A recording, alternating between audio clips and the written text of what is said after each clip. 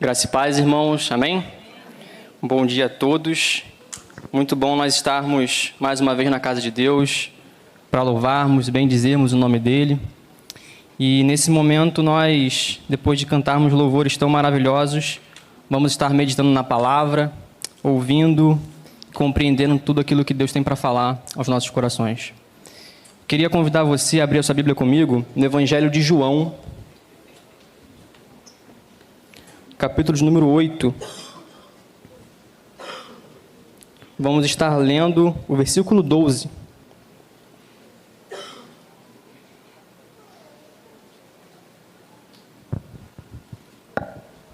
Eu queria convidar você a ler junto comigo, para nós lermos em uma só voz, na versão que está aqui atrás no projetor. Bom, João capítulo 8, versículo 12. Vamos ler juntos? Diz assim a palavra do Senhor. De novo lhes falava Jesus, dizendo: Eu sou a luz do mundo. Quem me segue não andará nas trevas. Pelo contrário, terá a luz da vida. Amém, irmãos? Vamos orar? Senhor, meu Deus, nós queremos te agradecer, Pai, por estarmos aqui nessa manhã reunidos para louvar e bendizer o teu nome, Pai. Nós sabemos, Deus, que a tua graça é maravilhosa. Nós sabemos que nós não somos merecedores do teu amor, do teu favor. Queremos aqui, Deus, te agradecer, Deus, e te pedir, Deus, que o Senhor venha iluminar a nossa mente, iluminar nosso coração, para que a gente entenda, Deus, a tua palavra e que a gente venha ser não apenas ouvinte, mas praticante dela, Pai. Em nome de Jesus, abençoa a nossa mente, nosso coração, que a gente possa estar sensível à sua voz. Em nome de Jesus. Amém. Amém. Irmãos, quantos aqui conhecem um cientista chamado Richard Dawkins? Alguém conhece? Você eu já sabia que ia levantar a mão, não vale, poucas pessoas conhecem. Richard Dawkins, ele é um cientista que escreveu um livro com um título muito provocativo. O título do livro que Dawkins escreveu é Deus, um delírio. Dawkins é um ateu convicto e ele acredita que a ideia de Deus não passa de um delírio da mente humana, não passa de uma fábula da mente humana. Nesse livro que Dawkins escreve, ele não apenas trata de dizer que Deus não existe, como ele também busca desconstruir e ridicularizar a imagem do Deus que nós acreditamos.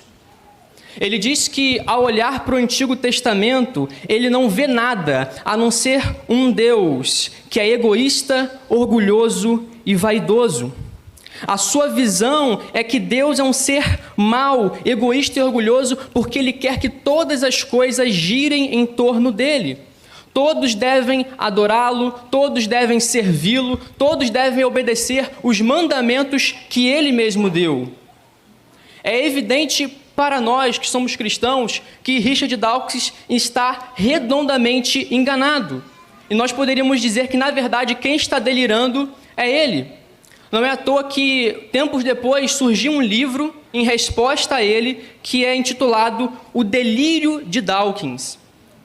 Entretanto, irmãos, apesar das declarações de Dawkins parecerem tão absurdas, e aqui eu só citei as que são mais leves, apesar dessas declarações dele serem tão absurdas, se nós formos levar em consideração o que a palavra de Deus diz sobre ele, e não aquilo que ele diz sobre a palavra, nós vamos perceber que as coisas que ele fala não são tão surpreendentes. Porque o que a palavra de Deus tem para dizer sobre ele é que ele nasceu em pecado. Ele nasceu inimigo desse Deus. Ele nasceu com seu conhecimento obscurecido sobre Deus por causa do pecado.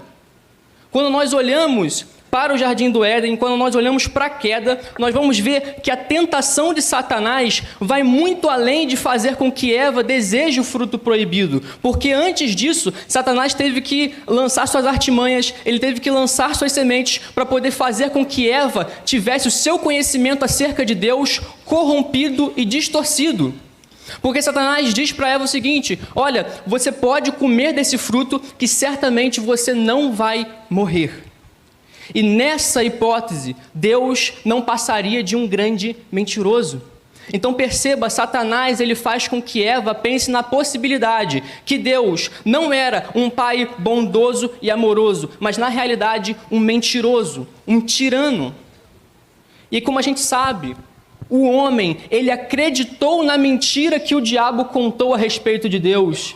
E como consequência, ele caiu em pecado, ele se distancia de Deus e ele não conhece mais o seu Criador. Ele nasce em pecado, ele nasce inimigo de Deus, portanto não pode conhecê-lo. E por não conhecer a Deus, o homem também não se conhece. Porque quando o homem não conhece o seu Criador, ele também perde a sua identidade como criatura. Então, muito antes de Richard Dawkins começar a delirar a respeito de Deus, muito antes dele começar a falar essas besteiras todas, Adão e Eva já tinham caído no delírio que a serpente propôs a eles. Que, na verdade, Deus era um mentiroso, que Deus era um tirano, que estava escondendo deles que, na verdade, se eles comessem do fruto proibido, eles se tornariam semelhantes a ele. Então não é de se surpreender que alguém distorça e desmoralize a imagem de Deus, porque isso já começou a acontecer lá no Jardim do Éden. Mas agora, irmãos, o que o delírio de Dawkins tem a ver comigo e com você? O que todas essas besteiras que Dawkins fala a respeito do Deus da Bíblia tem a ver comigo e com você? Tem tudo a ver. Porque assim como Dawkins nasceu em pecado e nasceu sem o conhecimento acerca de Deus, também nós nascemos. Nós também nascemos em pecado, nós também nascemos inimigos de Deus. Nós nascemos sem conhecê-lo. Nós nascemos sem conhecer ao nosso Criador. Assim como Dawkins hoje faz um papel de ser um evangelista do ateísmo, onde ele nega a existência de Deus, ele fala contra a palavra, ele blasfema. Tudo isso é justamente o que nós nascemos com a capacidade de fazer. Nascemos inimigos do nosso Criador. Entretanto, irmãos, mesmo que o homem tenha negado o conhecimento de Deus, mesmo que o homem tenha acreditado na mentira que o diabo disse a respeito de Deus, se rebelando contra ele, buscando independência, buscando autonomia, mesmo assim, esse Deus, em sua infinita graça e misericórdia, ele vai até os homens para se fazer conhecido a eles. Quando nós olhamos para a palavra de Deus, nós vamos ver que Deus continuamente está se revelando aos homens. Caso contrário, os homens nunca poderiam conhecê-lo. Ele se revelou a Abraão com o propósito de que a partir dele surgisse uma nação que seria conhecida por ele e que conheceria a ele. E essa nação seria uma nação de sacerdotes que levaria o conhecimento de Deus para os demais povos. O propósito de Deus era se revelar, se fazer conhecido. Ele se revelou a Moisés, se revelou aos filhos de Israel no deserto, e ele escolheu essa nação para que dessa nação viesse a sua revelação máxima. Isso é, o seu próprio Filho, aquele que revela de maneira exata a imagem do Pai. Em Hebreus capítulo 1, versículo 3, diz que ele é o resplendor da glória e a expressão exata do seu ser. O homem não podia conhecer a Deus, então Deus se fez homem e habitou entre nós, para que nós pudéssemos conhecê-lo. A expressão exata e o resplendor da glória de Deus esteve no mundo e ele declarou essas palavras que nós lemos: eu sou a luz do mundo. Segundo alguns comentaristas, quando Jesus diz essas palavras, ele está participando de uma festa muito tradicional de sua época, que era a festa dos tabernáculos. Essa festa, entre os judeus, tinha um propósito de relembrar a provisão de Deus no deserto, quando eles saíram do Egito e começaram a caminhar em direção a Canaã. Então, eles lembravam dos milagres de Deus na peregrinação do deserto rumo a Canaã, e uma das coisas que eles traziam à memória era a coluna de fogo que iluminava para eles o caminho enquanto eles estavam em escuridão. Eles lembravam dessa coluna de fogo e, para trazer isso à memória, eles acendiam grandes candelabros dentro do templo para iluminar tudo. Era uma festa onde, para lembrar dessa coluna de fogo, eles traziam iluminação. Era uma festa que envolvia muita luz. E é nesse contexto onde eles relembravam dessa luz que guiou eles no deserto, que Jesus diz que Ele é a luz. Alguns vão dizer que essa coluna de fogo que acompanhou o povo no deserto é uma tipologia de Cristo, é algo que apontava para Ele. Perceba também nesse texto que Jesus diz que Ele é a luz do mundo. Ele não diz que é uma luz, não é uma dentre as muitas luzes que existem. Ele diz que Ele é a luz, é uma apropriação exclusiva de Cristo. Ele chama os seus discípulos de luz do mundo, mas num contexto em que esses discípulos refletem a luz que é Ele.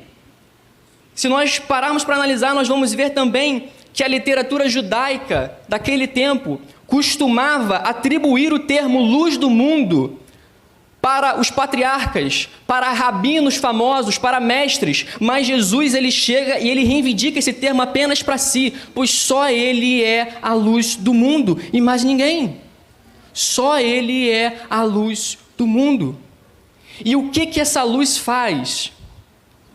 Essa luz, ela torna nítido todas as coisas. C.S. Lewis diz que ele acredita no cristianismo, assim como ele acredita que o sol nasce todas as manhãs, não só porque ele pode ver o sol, mas porque através do sol ele enxerga todas as outras coisas. É isso que essa luz faz. Ela torna nítido aquilo que antes era obscuro. Ela traz luz para aquilo que estava em trevas. E isso também inclui o que o pecado nos roubou, que era o precioso conhecimento que nós tínhamos acerca de Deus, o conhecimento que nós temos acerca de nós mesmos. Essa luz, ela mostra quem Deus é. Essa luz mostra quem nós verdadeiramente somos. Muitas das vezes podemos buscar a nossa identidade em muitos lugares e achamos que vamos encontrar, mas na realidade só essa luz mostra verdadeiramente quem nós somos e quem Deus é. Para nós falarmos aqui sobre como que essa luz mostra quem nós somos, eu queria fazer uma breve analogia com os irmãos. Na década de 70, houve um acidente na rede elétrica de Nova York e a cidade inteira ficou sem iluminação, ficou sem energia por mais de 24 horas. E foi justamente nesse período, na parte da noite, que inúmeras pessoas se aproveitaram da escuridão para poderem praticar diversos tipos de crimes. Não sei se vocês já viram um seriado, Todo Mundo Odeia o Chris, tem um episódio que é do blackout, né? E aí quando apaga a luz, começa uma doideira só, né? Talvez tenha sido isso que aconteceu aqui em Nova York, porque muitas pessoas saíram às ruas, se aproveitaram da escuridão para poder praticar diversos tipos de crimes. Lojas foram saqueadas, fachadas de lojas foram depredadas, pessoas foram assaltadas, vandalismo, tudo aconteceu. A cidade ficou em destruição. Só que agora, os cidadãos que moravam ali só poderiam se dar conta do real estrago que se encontrou a cidade, e eles realmente só puderam perceber o que aconteceu, ver a destruição, quando a luz do sol raiou. É quando o dia amanhece que todos os moradores puderam ver o estado de destruição e de calamidade que se tornou a cidade. Por quê? Porque a luz torna tudo visível. Assim como a luz do sol mostrou aos cidadãos de Nova York a situação de calamidade e destruição que se encontrava a cidade deles, também a nossa luz, que é Cristo, nos mostra a situação de calamidade e destruição que se encontra o coração do homem sem Deus. E é por isso que essa luz incomoda a muitos. A palavra de Deus diz que a condenação para o mundo é que a luz veio, mas os homens amaram mais as trevas do que a luz. Por quê? Porque suas obras eram más. E já que as suas obras eram más, querem continuar permanecendo nas trevas. Querem continuar permanecendo nos seus pecados. Essa luz, ela incomoda todos aqueles que não querem praticar a verdade e a justiça. Assim como a coluna de fogo que guiava o povo de Israel para Canaã iria incomodar todo aquele que queria continuar na escravidão do Egito, assim também Cristo, que é a nossa luz, que ilumina o caminho para Canaã celestial, incomoda todo aquele que quer continuar na escravidão dos seus pecados no Egito. No entanto, essa luz, ela não revela apenas quem nós somos e nos deixa do jeito que nos encontrou. Pelo contrário, nós somos convidados a seguirmos essa luz, a sermos transformados por essa luz.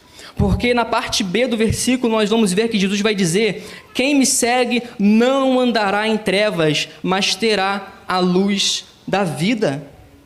Então, assim como o povo tinha que guiar a luz do fogo, a coluna de fogo no deserto para ir em direção a Canaã, Jesus está dizendo que Ele é a luz que nós devemos seguir para ir para Canaã celestial. A luz do mundo nos convida a andar na luz e sermos transformados por meio dela. É através da exposição a essa luz que nós vamos sendo curados. É através da exposição a essa luz que nós vamos sendo transformados, que nós vamos deixando de praticar as obras que eram das trevas e começamos a praticar as obras da luz. O grande problema é que muitas das vezes há pessoas que julgam estar nessa luz, acreditam estar nessa luz, mas na realidade continuam praticando as obras das trevas. Paulo escreve para essas pessoas em Efésios 5, João escreve para essas pessoas em 1 João 1. São as pessoas que acham que estão na luz, mas continuam praticando obras das trevas, como imoralidade sexual, contenda entre os irmãos, ganância, idolatria, e por aí vai. Um forte indicativo de que alguém está nas trevas e não está na luz é que essa pessoa ela não vê como que ainda há muito caminho ainda para ela crescer espiritualmente diante de Deus.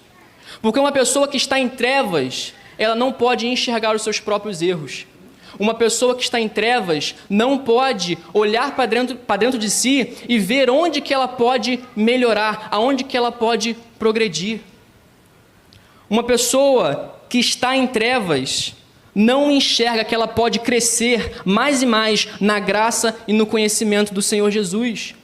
Por isso que, se porventura você olha para a sua vida e você não enxerga falhas, você não enxerga erros, parece que tudo está mil maravilhas entre você e o seu relacionamento com Deus, tome cuidado, porque isso pode ser sinônimo, não de que você está vivendo uma vida de santidade, mas na verdade que você está longe da luz, porque se você estivesse perto da luz, você iria ver com nitidez as suas falhas, os seus erros e aonde você pode melhorar, aonde você pode progredir diante de Deus, no seu relacionamento com Ele, na sua intimidade com Ele. Quem está em trevas não deseja orar mais, ler mais a palavra, não deseja jejuar. Quem está em trevas não deseja buscar mais intimidade com Deus, porque é alguém que julga já estar bem demais em seu relacionamento com Deus.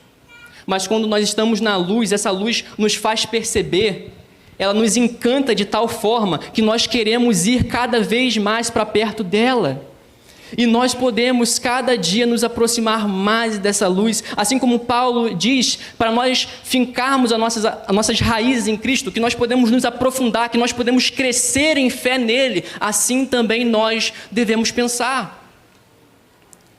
Não como alguém que vive estagnado na fé, mas alguém que entende que pode progredir e avançar, ser transformado por essa luz e estar cada vez mais perto dela.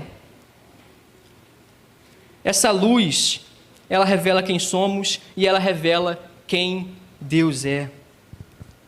Nós não conseguimos olhar diretamente para o sol, porque a luz do sol é forte demais para os nossos olhos. Mas nós podemos ver, por exemplo, a luz do sol se refletindo em um espelho. Para nós vermos a Deus, para nós conhecermos a Deus, Ele veio até nós. Ele encarnou, Ele nasceu, Ele tomou forma humana para que nós pudéssemos contemplar e conhecer a Deus. Ele disse: quem vê a mim, vê ao Pai. Em Colossenses 2, Paulo diz que nele habita toda a plenitude divina. O Evangelho de João também vai nos dizer que ninguém jamais viu a Deus, mas o Filho único o revelou. Ele é o próprio Deus encarnado. E isso nos revela quem Deus é. Ele é um Deus cheio de graça, cheio de misericórdia, é um Deus cheio de bondade, é um Deus maravilhoso. Essa encarnação nos revela a bondade de Deus, porque se o homem não podia conhecê-lo, se o homem não podia adorá-lo, se o homem não podia servi-lo, ele se fez presente no nosso meio. Ele é Emanuel, ele é Deus conosco. Ele enviou o seu Filho para nós o conhecermos. E o Natal é exatamente isso. É nós lembrarmos que Deus se humilhou e tomou forma humana para habitar entre nós, para nos salvar da destruição. É nós lembrarmos que Deus se encarnou para trazer luz para os homens que estão em trevas. É para nós lembrarmos que aquilo que para nós é alegria, para Ele foi humilhação. Mas, acima de tudo, nós temos que nos lembrar que o Natal é Emanuel, é Deus conosco. E é a partir daí, a partir da revelação que Jesus nos traz sobre a bondade de Deus, que nós vemos que aquele camarada lá, que a gente falou no início, o Richard Dawkins, ele está completamente errado sobre Deus. Se nós servíssemos a um Deus egoísta, Ele não teria se revelado a nós. Ele nos deixaria morrer em nossos próprios pecados. Se nós servíssemos a um Deus egoísta, Ele não iria nos buscar e nos resgatar. Ele não daria o seu próprio Filho para morrer pelos nossos pecados. Quando nós temos a luz, nós podemos enxergar a verdade que o Dawkins não enxerga, que as pessoas que não têm a luz não enxergam, que é o quê? Que esse Deus, quando Ele pede que nós o adoremos, quando Ele pede que nós sirvamos a Ele, quando Ele pede que a gente obedeça os seus mandamentos, quando Ele quer que tudo gire em torno dEle, é porque Ele sabe que Ele é a melhor coisa que existe. Justamente quando Ele te pede alguma coisa, Ele está pedindo isso para que você se deleite nele. Algumas pessoas pensam que Deus, quando criou o homem, Ele estava em algum tipo de tédio, né, sem ter o que fazer, e Ele criou o homem. Como se Deus não fosse plenamente satisfeito e feliz nele mesmo. Mas Deus, quando Ele criou o homem, Ele já era satisfeito e pleno em si mesmo. Agora, Ele é tão bom que Ele cria os seres humanos, e quando Ele está chamando esses seres humanos para o adorarem, Ele está nos chamando para sermos satisfeitos, plenamente felizes nele, assim como Ele é totalmente satisfeito e plenamente feliz nele mesmo. Perceba, Ele não precisa da nossa adoração, Ele não precisa do nosso louvor, Ele não precisa do nosso serviço, mas quando Ele faz isso, Ele está compartilhando de quem Ele é conosco. Isso é graça, isso é misericórdia. Se Deus fosse um ser egoísta, Ele guardaria toda a sua glória para si, Ele guardaria toda a sua alegria consigo mesmo para si, mas não, Ele nos cria e Ele nos chama para sermos felizes nele, assim como Ele é feliz nele. Ele está nos fazendo um convite cheio de graça e cheio de misericórdia o tempo todo. Tudo aquilo que Deus nos pede é para que nós venhamos compartilhar da alegria que Ele tem em si mesmo.